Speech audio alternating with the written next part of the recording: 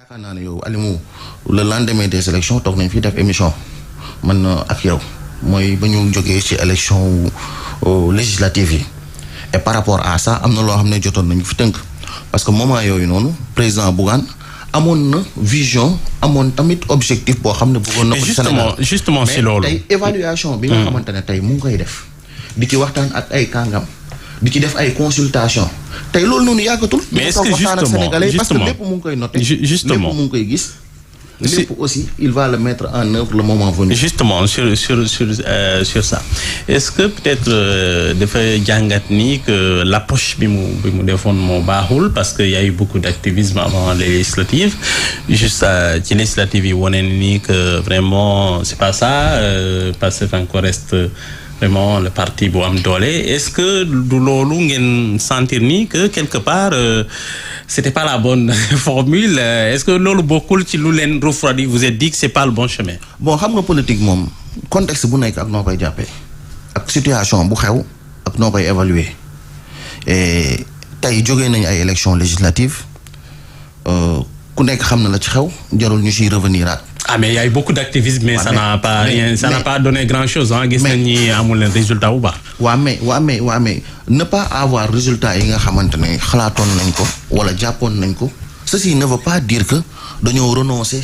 ci ambition bi nga xamante ne tey président Bougane am na ko pour Sénégal ceci ne veut pas dire que dafa renoncer ci li nga xamante ne ay conviction am la wala ay valeur politique am la wala ay valeur morale am la ku xam président Bougane xam ne dafa constant wax naa la ko léegi nee naa la yàggatul dara. léegi bi ngeen defee bilan participation élection taxawaay bii nga xamante ni Bougane Gueye ak mouvement bi am na ko bi ngeen taxee ba natt yi fii lan ngeen gis. waaw mais xam nga tey finalité bi tey li nga xamante ne que ce soit résolution la wala li nga xamante ne tey assemblée générale la wala leneen mënaguñ ci sori parce que am na loo xam ne kàngam yi ñu ngi ci doon liggéey à travers des commissions à travers des évaluations. lan moo manqué selon yow après les législatives il y a eu après 2 mois pour faire quand même travail boobu qu'est-ce qui a manqué. waaw mais naturellement tam Sénégal ku xam démocratie Sénégal nu muy doxee képp koo xam ne toog nga fi nekk président de la République. boo dawalee quelques weer da ngay dem élection législative gisaguñ fi opposition mu gagné fi élection législative. c'est pas ce que vous aviez dit avant les législatives. mais tey taxawaay bi ci président Bougane Gueye amoon ak ay ñoñom yu nekkoon sàmm sa kàddu demoon na tey ba nga xamante ne am na lu bees lu mu juróon tey ci seen politique bi mooy tey wanoon na tey sénégalais yi ne leen tey du idéal mais évidence la lu mën nekk la. mais yéen lan mooy problème bi yéen surtout les partis yi fi ne la yenn mouvement yi gis nañ ni que finalement le combat politique dañ ko bàyyee les activistes les partis politiques yu mag yi à part un peu la paire qui fait ce qu'il peut par rapport ak lu xew nii ci contexte bi ñeneen ñi presque gis ñu leen ñuy toog di xool qu'est-ce qui se passe da ngeen ragal c'est quoi le problème. bon Aliou loolu du ragal sax. li ngay wax activistes yi ñoo porté fu mu toll nii combat bi et puis la plupart d'entre eux sont mis en prison. ah voilà. waa mais xam nga tey politique moom ku nekk da ngay bay sa waar rek.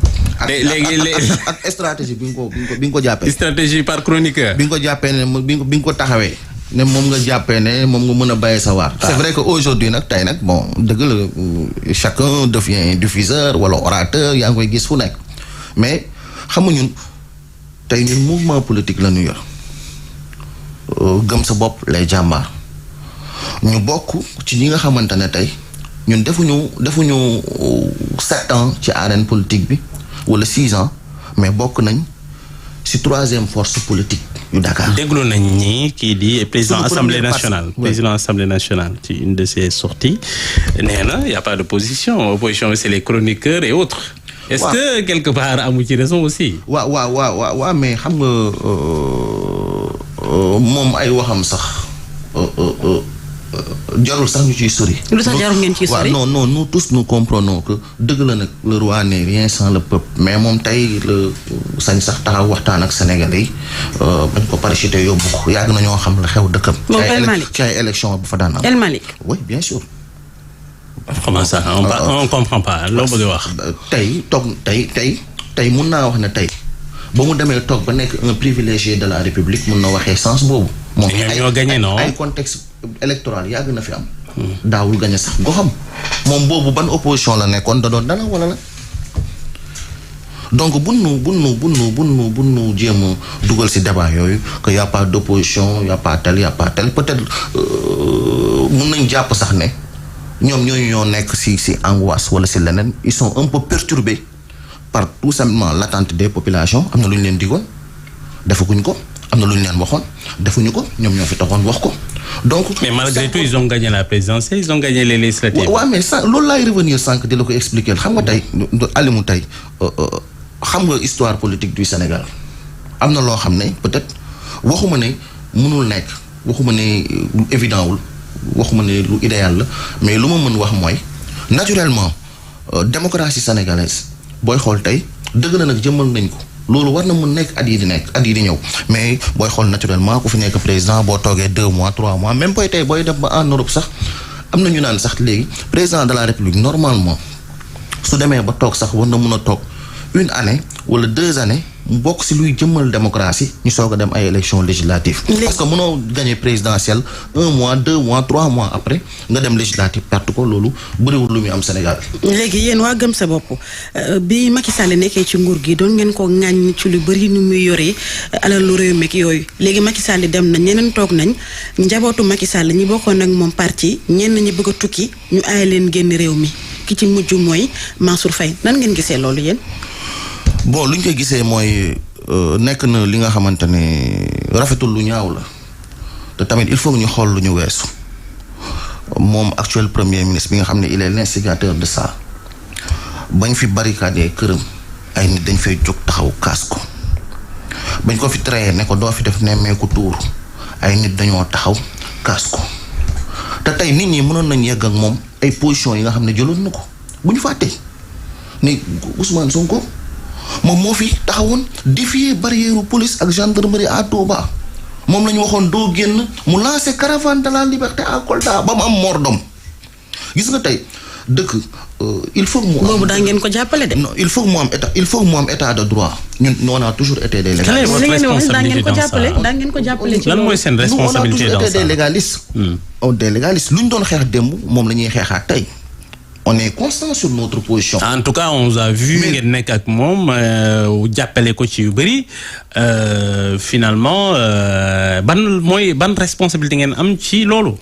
mais xam nga tey le combat que menait le mouvement Gëm Sa Bopp qui est incarné d'ailleurs par son leader le président Bougane c'était un combat de principe ba mu demee ba nga xam ne gisul lu dal xelam da cay rocceeku waat. daa mel ni kay dafa dem ba gis ni Sénégalais yi voté luñ ko mu gerte. non du question loolu de tey gis xam na ne ñi fi nekk dañ doon nax Sénégalais yi.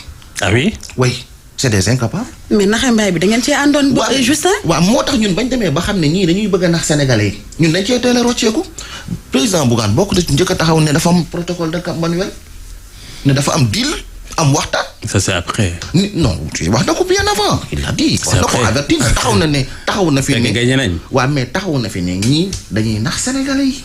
fekk gagné nañ. système bi ñuy wax ne moom la ñuy xeex moom la ñu nekkal en connivence mais tey chef de cabinet président Bassirou Diomaye Faye il a confirmé. Pape Madandou. oui les propos yi nga xam ne président Bougane Gueye Dany wax na ko ne woon na leen ñii dañuy nax Sénégalais yi gisante nañu jour temps waa ji ba mu ñëwee exactement ci la ñëw jaarat kon tey xam nga lan mu nga xamante ne tey moom moo nekk lu logique gis nga tey ay nit bu fekkee juróo leen jëndoo leen moomoo leen nga ne nañ la votal ñu votal li nga war a def danga koy def jusqu'au moment où nous parlons amul benn acte bu ñu fi posé peut-être nag dinañ gën a élargir seen réduction des comptes d'accord ngeen ci. nous sommes d'accord pour la réduction des comptes ñun d'accord nañ ne képp koo xam ne da nga jël alal réew mi tey femme da nga ko war a fay. Nous sommes des légalistes dans un état de droit.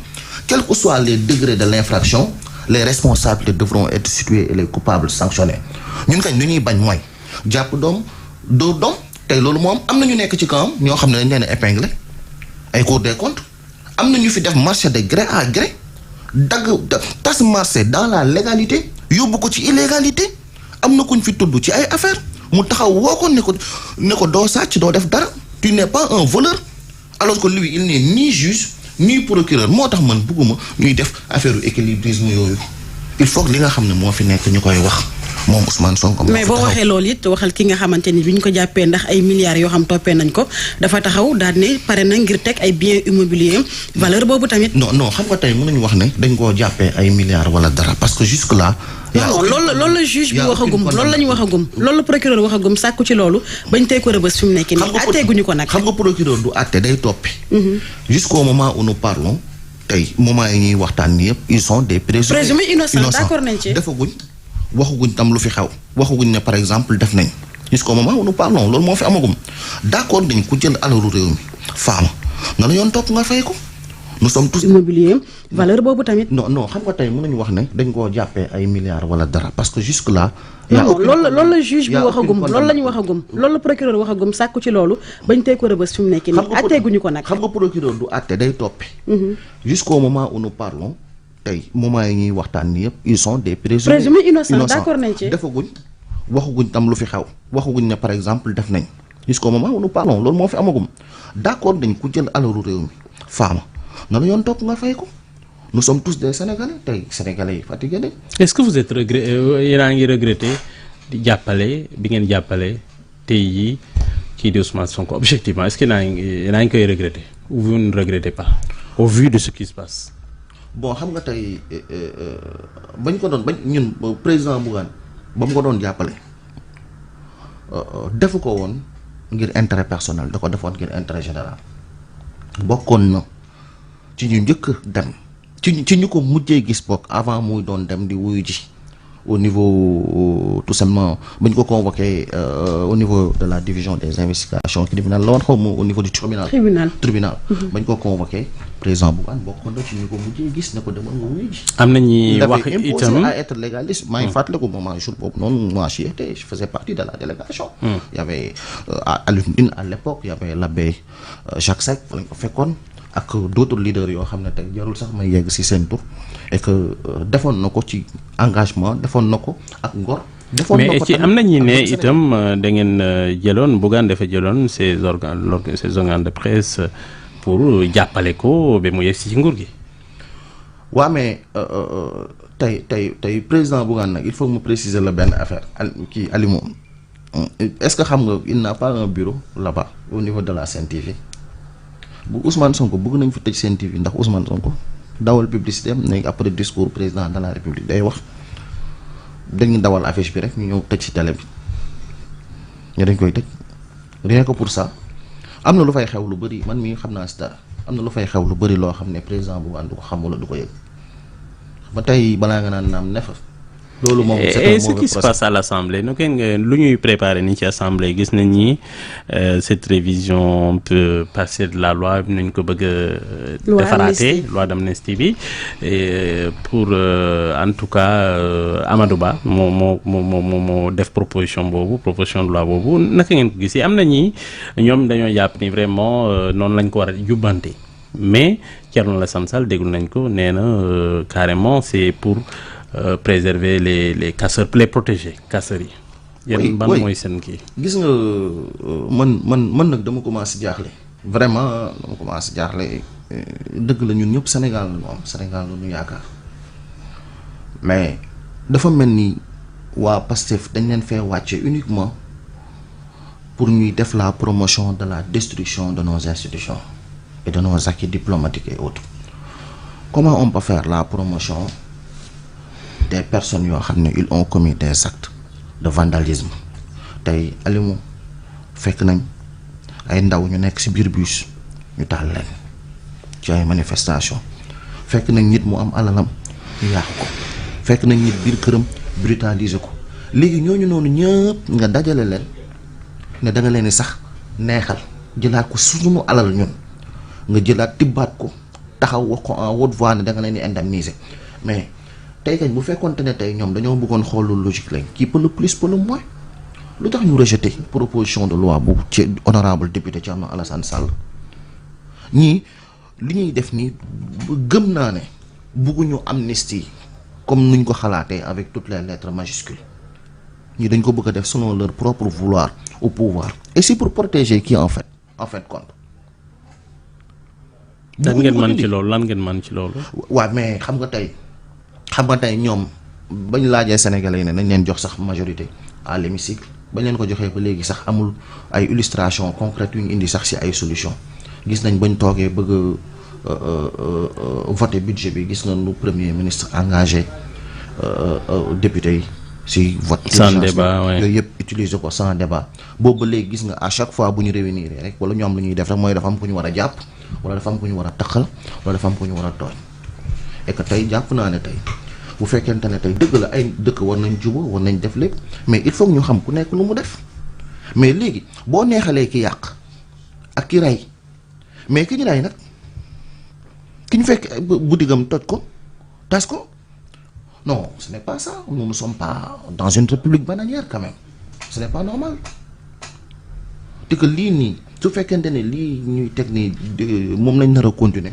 le Sénégal sera terrible dina difficile di nga dem ba yow soo moytul sa biir kër boo fa toogee sax il faut que yow nga jéem a ut lu la protéger wala nga protéger sa bopp. Aliou waxtu bi daanaka jeex na Bougane kañ lay génn hibernation bi mu nekk xanaa dina génn wax. bu yàggatul dara incha allah. jërëjëf Babacar Justin Mbengue délégué national communication mouvement Gëm sa bopp jërëjëf Mouhamed Alimou Ba mi ñu nekkoon àndaloon ci waxtaan wi jaajëf soxna Naata Mbaye ak ñeneen ca TFM jërë ngeen jëf mbokk yéen ak jàmm.